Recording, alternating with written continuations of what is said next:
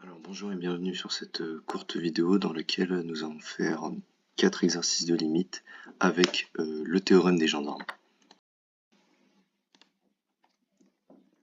Alors pour la première limite, on sait à travers le théorème des gendarmes que cos y compris entre -1 et 1. Donc ça c'est notre point de départ et du coup ça va nous permettre de résoudre cette limite. Donc on a juste à faire cos de 1 sur n au carré plus 1 qui est compris entre -1 et 1, car peu importe ce qu'on met dans cos, ce sera toujours la même chose. Donc ça fait 1 sur n carré plus 1 compris entre 1 et -1 sur n au carré, n au carré, n au carré. Voilà, donc là on a fini d'encadrer notre cosinus. Alors c'est une limite très simple pour vraiment débuter avec le théorème des gendarmes. Et donc on va calculer les limites aux bornes. Donc lui je vais l'appeler un, lui vn et lui zn. Donc lorsque n tend vers plus l'infini, un il va tendre vers 0, vn aussi va tendre vers 0. Donc par le théorème des gendarmes, zn encadré entre un et vn, zn va tendre vers 0.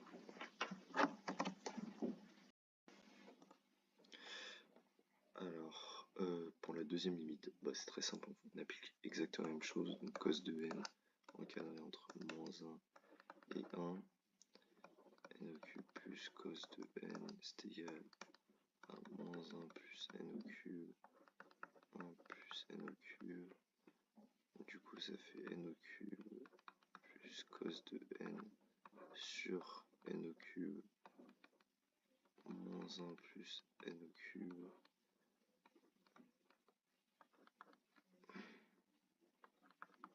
plus n au cube sur n au cube. Donc voilà. Alors, une fois que vous avez fini d'encadrer, vous avez calculé les limites aux bornes. Donc moi je vais appeler wn, lui on va appeler un, et lui on va appeler zn. Donc lorsque n tend vers plus infini de wn dans ce qui va faire n au cube facteur de 1 sur n au cube facteur de 1 moins, alors -1, donc -1 sur n au cube. Voilà. Alors ça va simplifier parce que 1 sur 1 divisé par un très grand nombre, ça tend vers 0. Puis là, n au cube, ils peuvent se simplifier, donc ça tend vers 1. Et pour zn, on fait exactement la même chose, donc n au cube facteur de 1, n au cube facteur de 1 plus 1 sur n au cube, simplifie, simplifie, simplifie, tend vers 1. Donc par théorème des gendarmes, un qui est encadré entre zn et wn, qui tendent tous les deux vers 1 lorsque n tend vers plus infini, un va aussi tendre vers 1 lorsque n tend vers plus infini. Donc pour la troisième limite, alors c'est un peu plus dur, parce que comme vous voyez ici on a du 2 puissance n, et non pas du n au carré, là on a du 10 puissance n. Donc ça rajoute une certaine forme de difficulté, mais c'est pas grave. Donc on applique toujours la règle du théorème des gendarmes, cos de n encadré entre -1 et 1. Alors du coup ça fait -n carré compris entre cos de n et n carré, -n carré plus 2 puissance n compris entre cos n carré cos de n plus 2 puissance n compris entre n carré plus 2 puissance n.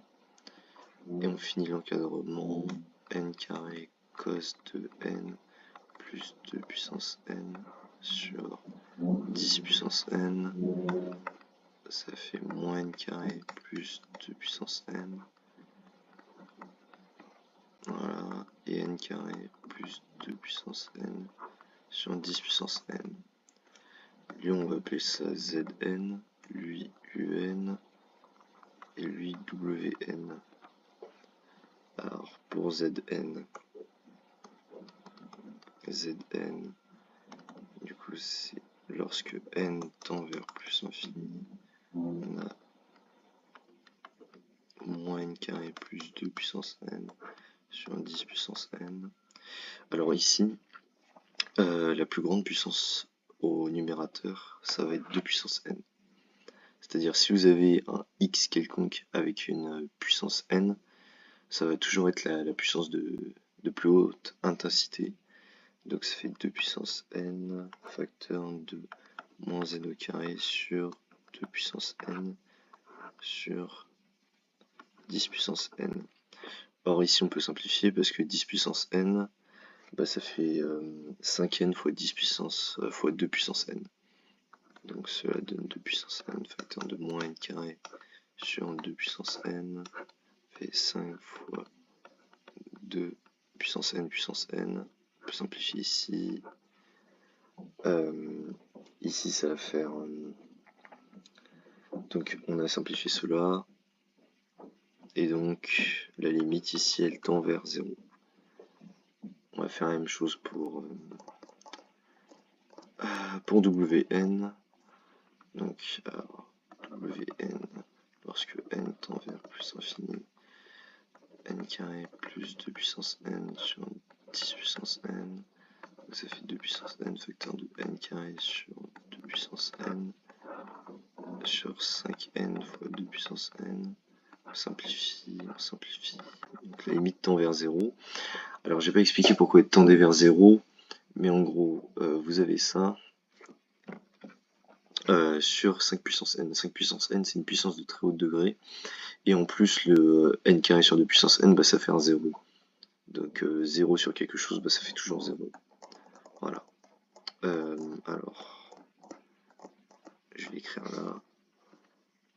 Alors, lorsque n tend vers plus infini, Zn il tend vers 0, Wn tend vers 0, ces deux suites encadrent Un, donc par le théorème des gendarmes, Un tend lui aussi vers 0. Voilà. Alors pour la dernière limite, on a une difficulté supplémentaire. Ici on a cos et sin ensemble.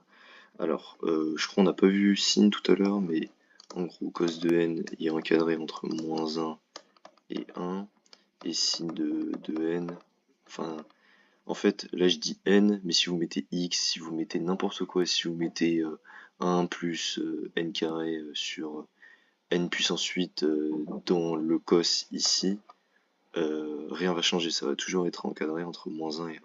Du coup pour sin de n c'est la même chose. Or ici c'est moins sin de n, donc moins sin de n est encadré entre moins 1 et